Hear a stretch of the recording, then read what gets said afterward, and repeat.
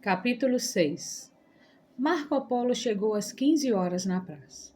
O dia fora cansativo, mas encontrar Falcão era um convite a novas experiências. Ele estava com um comportamento estranho, tenso, fechado, parecia querer distância. Remoer o passado no dia anterior mexera no seu ânimo. Marco Polo tentava distraí-lo, mas seu olhar era opaco, sem o brilho das outras vezes. Estava circunspecto. Percebendo que a conversa seria um monólogo, resolveu ir embora. Respeitou seu momento. Não vale a pena pressionar quem não está disposto a diálogo, refletiu. Após os primeiros passos, Falcão disse-lhe: Não é recomendável que os normais se aproximem de mim. Marco Polo, intrigado, sabia que ele não se abriria se não provocasse sua inteligência. Mas não poderia ser estúpido. Arriscou dizer: Não há um normal que não seja anormal, e nenhum anormal que não seja passível de ser um mestre. Falcão olhou admirado o amigo, mas desferiu-lhe um golpe inesperado. Disseram-me que sou perigoso para a sua sociedade. O que você espera de mim? Sou um doente mental.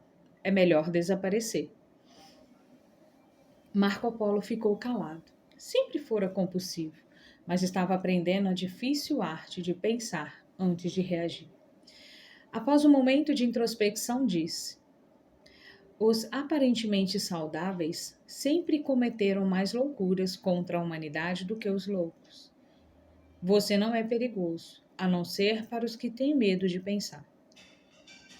Falcão esfregou a mão direita na testa, levantou-se, foi até uma flor e começou a falar com ela. Você é tão linda e eu sou tão rude, mas obrigado por invadir meus olhos e me encantar sem nada exigir. Marco Polo também se levantou. Foi até uma árvore próxima, abraçou-a, beijou-a e disse algumas palavras em voz audível. Você é tão forte, suportou tantas tormentas, mas fortaleceu-se e hoje dá sua sombra gratuitamente para mim que sou tão frágil. Obrigado por sua perseverança. Falcão entreolhou sutilmente o jovem e deu um sorriso. Os transeuntes tropeçavam uns nos outros ao ver a cena. Davam risadas, faziam gestos expressando que estavam diante de dois loucos. Voltando-se para eles, Falcão declarou: Quem nunca abraçou uma árvore ou conversou com uma flor, nunca foi digno das dádivas da natureza. Não sejam insensíveis, aprendam a amar quem tanto lhes dá. Envergonhadas com as ideias do mendigo, as pessoas se dispersaram reflexivas.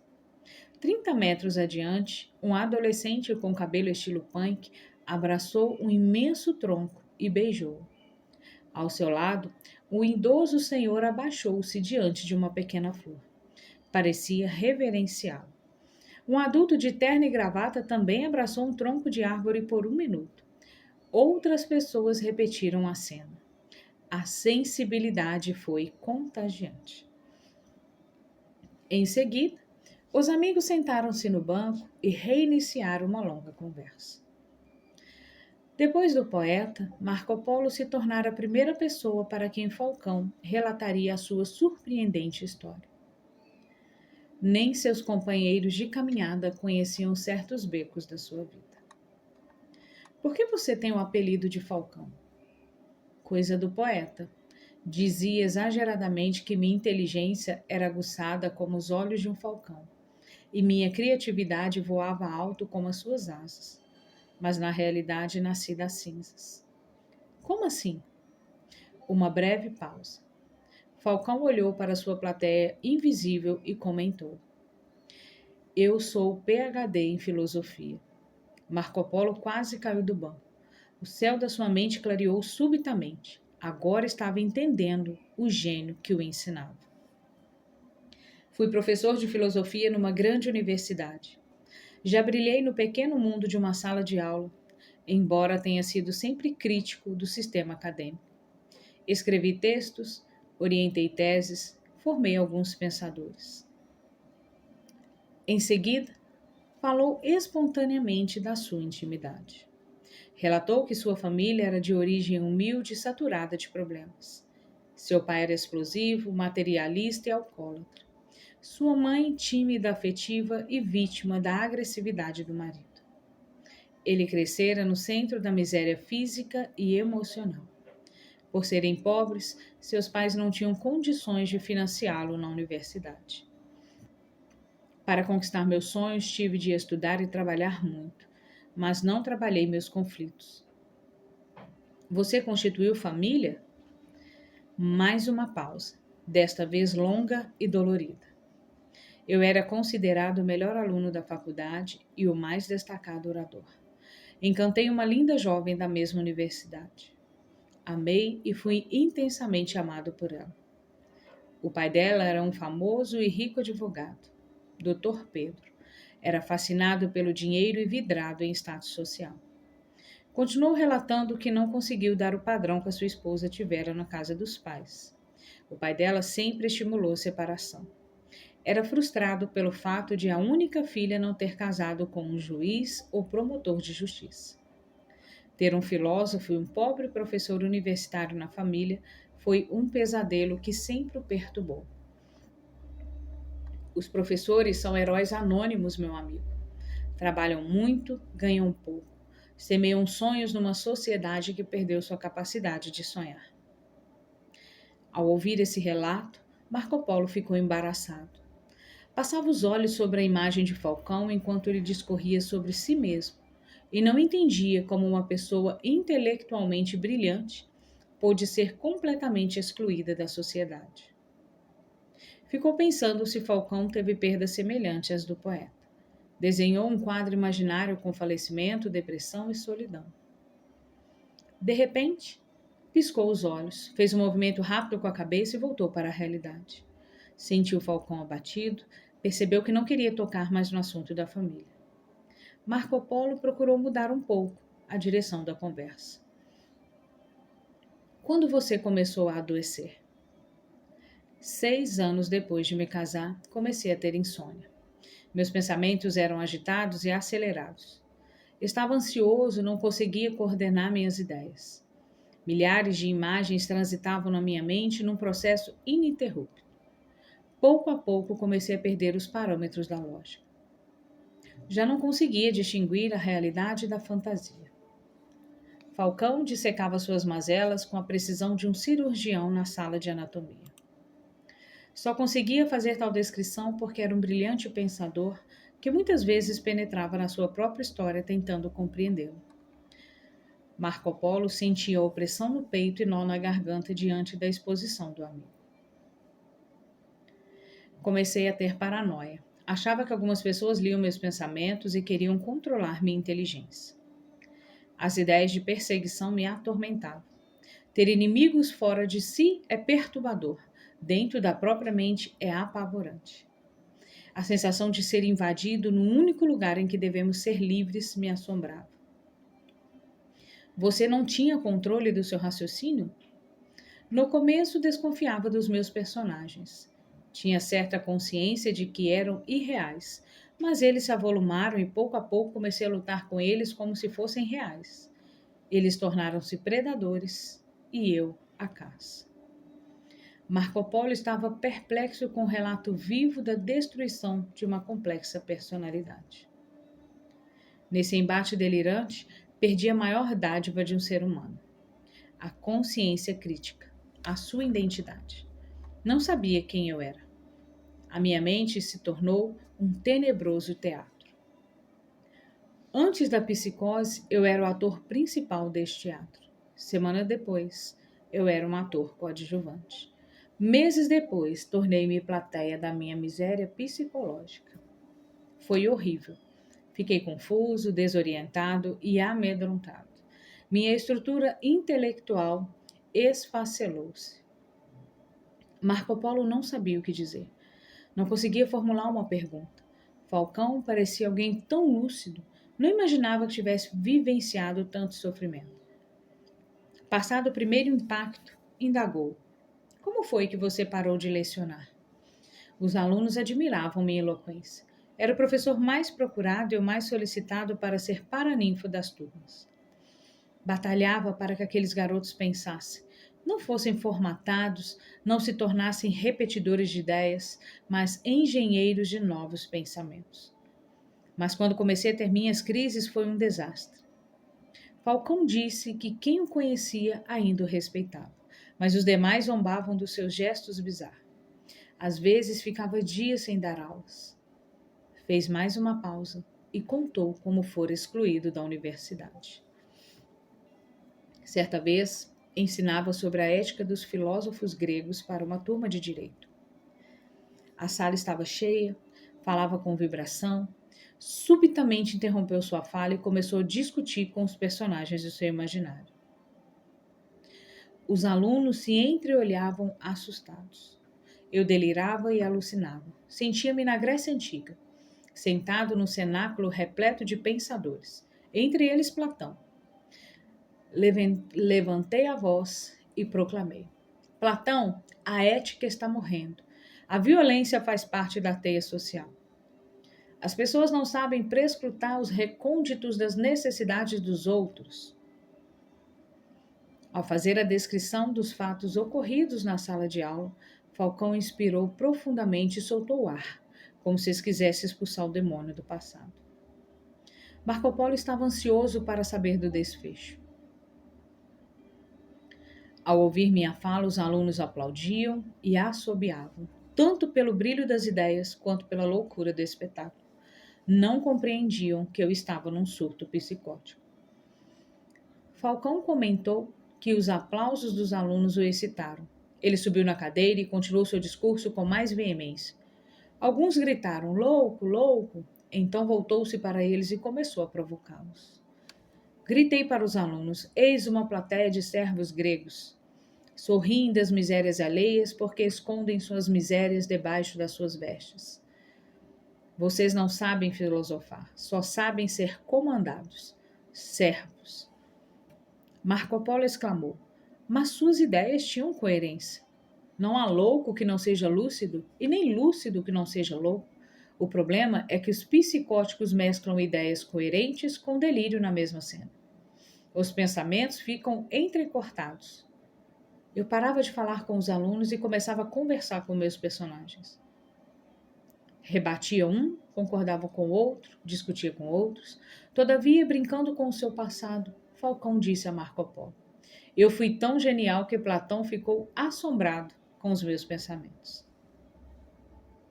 Mas em seguida, olhando vagamente para o espaço, recordou o desfecho do doloroso momento. Quando provocou os alunos, saiu imediatamente dos aplausos para as vaias. Alguns chamaram rapidamente o diretor da faculdade. O diretor solicitou que 3 seguranças o retirassem do ambiente. Ele se recusou. Diante do tumulto, outros professores se aproximaram e eles o agarraram como um animal. Senti-me como Sócrates, condenado à cicuta, destinado ao eterno silêncio, e bradei novamente: hipócritas, destituam as armas, enfrente-me no campo das ideias. Diante do breve silêncio de Falcão, Marco Polo se antecipou com ansiedade. Eles o levaram para um hospital psiquiátrico? Quando puseram as mãos em mim, eu tinha a força de um gladiador diante das feras. Consegui escapar. Subi na mesa e proclamei o hino à liberdade, uma poesia filosófica que escrevi nos momentos de lucidez. Você ainda se lembra dela? Algumas frases. Falcão subiu no banco da praça e proclamou-a. Ao ouvi-la, uma multidão se ajuntou. Vocês podem calar a minha voz, mas não os meus pensamentos. Vocês podem acorrentar meu corpo, mas não a minha mente. Não serei plateia dessa sociedade doente. Serei autor da minha história. Os fracos querem controlar o mundo. Os fortes, o seu próprio ser. Os fracos usam as armas. Os fortes, as ideias. Após proclamá-la, a plateia o ovacionou. Falcão sentou-se, relaxou. Voltou a falar com Marco Polo. Contou que o diretor chamara a polícia, que por sua vez chamara a ambulância de um hospital psiquiátrico. Colocaram-no numa camisa de força, injetaram-lhe uma dose de um potente tranquilizante. Falcão fitava os enfermeiros. Sentia-se vítima da maior injustiça do mundo. Enquanto a droga não induziu ao sono, o espetáculo prosseguia. Continuava a conversar com seus personagens fictícios.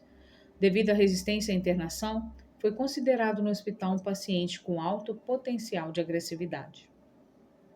Ficou isolado por uma semana num quarto mal iluminado. O que ninguém foi capaz de fazer, as drogas conseguiram: calar as ideias do filósofo. Doses maciças de medicamentos invadiram seu cérebro, atuaram no processo de leitura da memória, bloquearam as janelas da sua história, obstruíram a construção de pensamentos, refrearam sua racionalidade. Parecia um zumbi no hospital. Seus delírios e alucinações foram silenciados. Todavia, o pensador também. Ficou 2 meses internado. Foi a primeira de uma série de internações. Depois que saiu do hospital, retornou à universidade. Sua musculatura estava rígida, sua voz pastosa e trêmula, seu raciocínio lento. Não era mais o eloquente Falcão. A medicação que o ajudou foi a mesma que o aprisionou. Estava numa camisa de força química. Alguns alunos, ao encontrá-lo no corredor, debochavam disfarçadamente, mas ele percebia.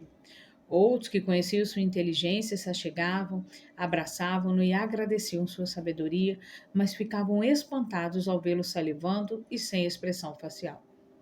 Alguns saíam com lágrimas nos olhos. Eu queria voltar a fazer o que mais amava, ensinar. Mas como louco poderia dar aulas? O reitor da universidade disse que eu não poderia mais lecionar. Para ele e para alguns diretores dos cursos em que eu lecionava, minha doença era incurável e contagiosa, como nos tempos da varíola. Eles acreditavam que Falcão poderia tumultuar o ambiente com a sua psicose. Não percebiam que os pacientes psicóticos precisam de inclusão e não de exclusão. Não compreendiam que muitos deles são dotados de refinada inteligência e sensibilidade. Já não bastava o ônus pesado da doença que transportavam. Tinham que carregar o ônus da rejeição. Vocês esquecem milhares de sofrimentos na vida, mas o sentimento de rejeição é uma dor inesquecível. Solicitaram que Falcão se afastasse e se aposentasse por incapacidade. Sentindo-se inútil, seu quadro se agravou.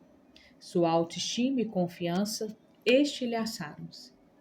Não conseguia mais ter dignidade diante de sua família e da sociedade. Desse modo foi excluído. Disse que sempre se sentira fora do ninho dos intelectuais, mas agora fora banido, sem compaixão. Capítulo 7. O medo de enlouquecer sempre perturbou o ser humano. O fato de perder o juízo, não discernir a realidade, desorganizar o pensamento, romper com a consciência de si mesmo e do mundo, angustia milhões de pessoas de todas as eras e todas as sociedades. Muitos creem erradamente que enlouquecerão porque se afligem com ideias absurdas, sofrem por pensamentos fixos, angustiam-se por imagens mentais que nunca quiseram produzir. Mas por terem coerência em seu raciocínio e saberem distinguir a imaginação da realidade, não desenvolvem confusão mental. Loucura é um nome popular carregado de discriminação e de falsos medos. O nome científico é psicose. Há vários tipos de psicose que se apresentam com vários graus de intensidade e, consequentemente, com vários níveis de superação. A mais temível das psicoses havia penetrado no tecido da personalidade de Falcão, comprometendo a sua racionalidade. Embora tivesse períodos de serenidade, durante as crises ou surtos psicóticos, ele perdia a consciência de quem era, do que fazia e, às vezes, de onde estava. Não conseguia administrar seus próprios atos. Como tinha refinada cultura e era um pensador, nos períodos de lucidez, esforçava-se para encontrar as causas do seu caos psíquico. Um esforço dantesco para quem estava com seu eu fragmentado. Todavia, o tratamento psiquiátrico não evoluía. Havia pouca troca de ideias entre ele e seus médicos psiquiatras. Não discutiam sobre como e por que construía em seus delírios personagens que o atormentavam. Psiquiatria e paciente viviam mundos distintos e usavam linguagens distintas. No outro dia, Falcão continuou a contar a sua história ao jovem amigo. Sentia necessidade de falar, e Marco Polo a necessidade de ouvir. Por isso indagou: Você ficou decepcionado com seus psiquiatras? Com a voz pausada, ele disse: Não com todos. Em minhas internações, encontrei alguns psiquiatras humanos, solidários e cultos, mas o contato era raro. Com a maioria, eu me decepcionei.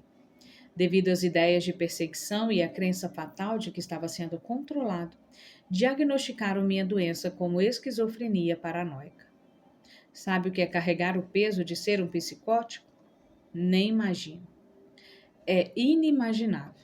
Os diagnósticos podem ser úteis para os psiquiatras, mas podem tornar-se um cárcere para os pacientes. Eu não era mais um ser humano, era um esquizofrênico. Falcão estava com os olhos embebidos de lágrimas. Tais palavras se tornaram inesquecíveis para Marco Polo. Você tentava ajudar-se? A coisa mais saudável que me restava quando eu saía das minhas crises era pensar em meu mundo, tentar entender-me, reorganizar minha personalidade fragmentada. Mas me tratavam como um doente mental incapaz de construir brilhantes ideias e dar grandes saltos interiores. Sentia-me como um rio represado que produzia muitos pensamentos perturbadores, mas não tinha para onde escoá-los. Por que os doentes mentais são tão discriminados na sociedade? Nunca leu Foucault? Não, devia ler. Foucault escreveu A História da Loucura na Idade Clássica. Esta obra mostra as raízes antropológicas pela qual se classifica o indivíduo como louco. A psiquiatria formatou essa classificação e marginalizou todos os comportamentos que se afastavam dos padrões de comportamento universalmente aceitos em uma sociedade. Muitos erros foram cometidos, muitas pessoas foram taxadas como loucas apenas por ter comportamentos que fugiam ao trivial. Qual a sua definição de loucura? Quem pode defini-la? Classicamente, loucura é toda desagregação duradoura da personalidade que foge aos parâmetros da realidade. Mas quais são esses parâmetros? São psicóticas as pessoas que se sentem perseguidas por personagens criados em seu imaginário. Mas as pessoas que perseguem personagens reais, como generais que deflagram guerras, soldados que torturam policiais que matam, políticos que controlam o que são? São psicóticas as pessoas que têm delírios de grandeza, que acham que são Jesus Cristo, Napoleão, Buda, mas os mortais que se sentem deuses pelo dinheiro e poder que possuem, que não se importam com a dor dos outros, são o quê?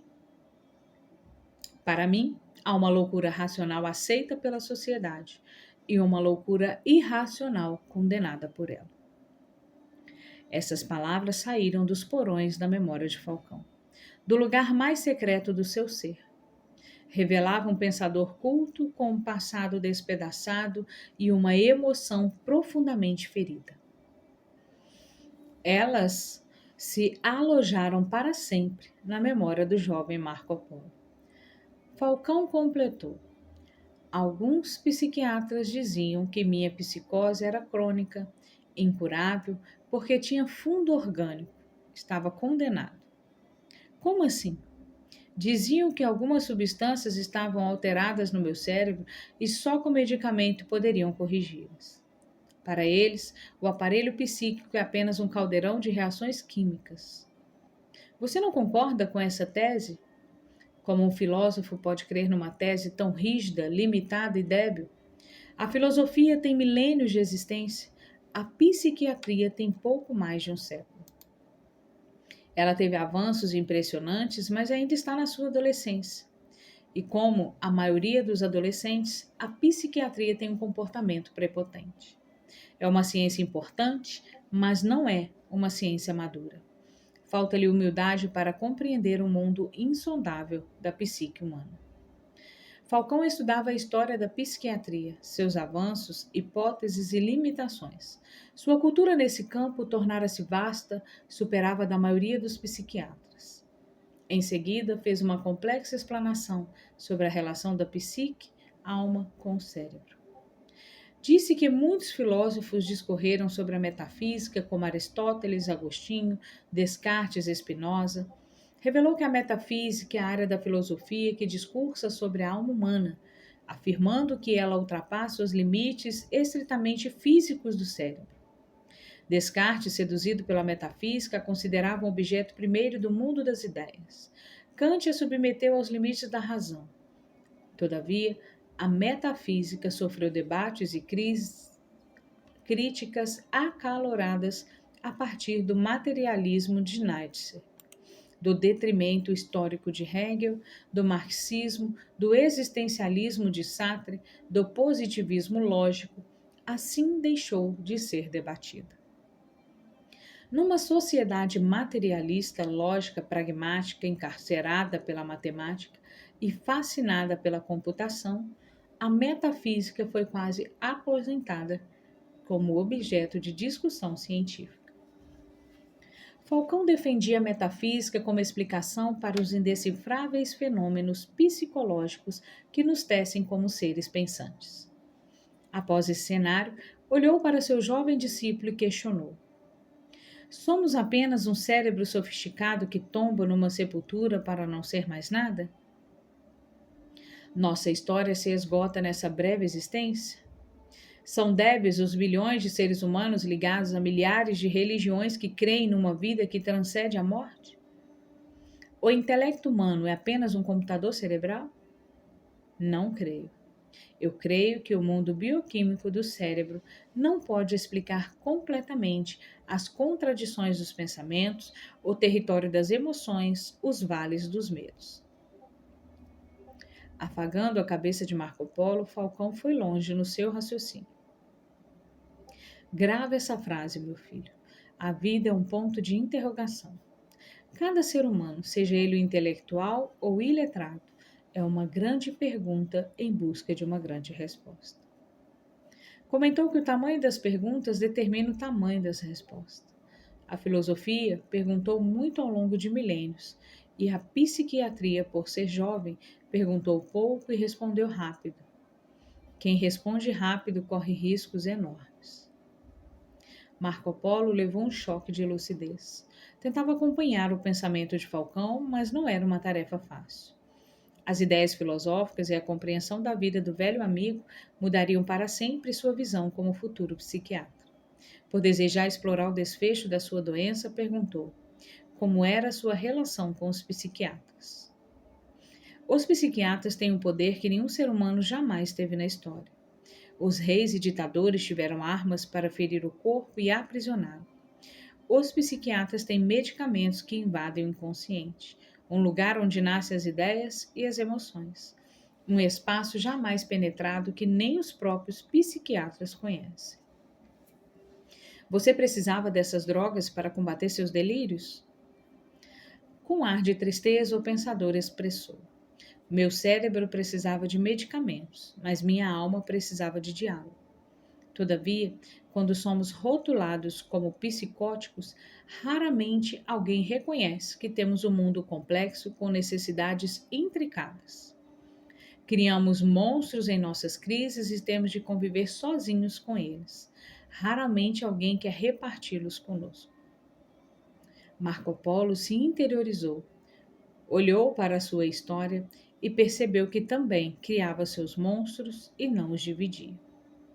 Creio que todos nós criamos nossos monstros, nossos medos, inseguranças, pensamentos mutiladores, mas raramente encontramos pessoas dispostas a dividi-los. Quando não há como reparti-los, temos de enfrentá-los. Caso contrário, não sobrevivemos, mas a maioria foge de seus monstros. Marco Polo começou a ter um apreço pela filosofia, o que o levaria a se tornar um estranho no berço da medicina. Ao interpretar a história de Falcão, compreendeu que os gênios e os psicóticos sempre estiveram próximos, sempre foram incompreendidos. Frequentemente a solidão os envolveu. Percebeu também que, no fundo, todos somos abraçados por alguns tentáculos da solidão. Alguns falam muito, mas se calam sobre aspectos íntimos da sua vida. Concluiu que uma dose de solidão estimula a reflexão, mas a solidão radical estimula a depressão. Compreendeu ainda que quando o mundo nos abandona, a solidão é tolerável, mas quando nós mesmos nos abandonamos, ela é insuportável. Falcão rompeu sua solidão, tornou-se companheiro de si mesmo e encontrou um grande amigo, o poeta.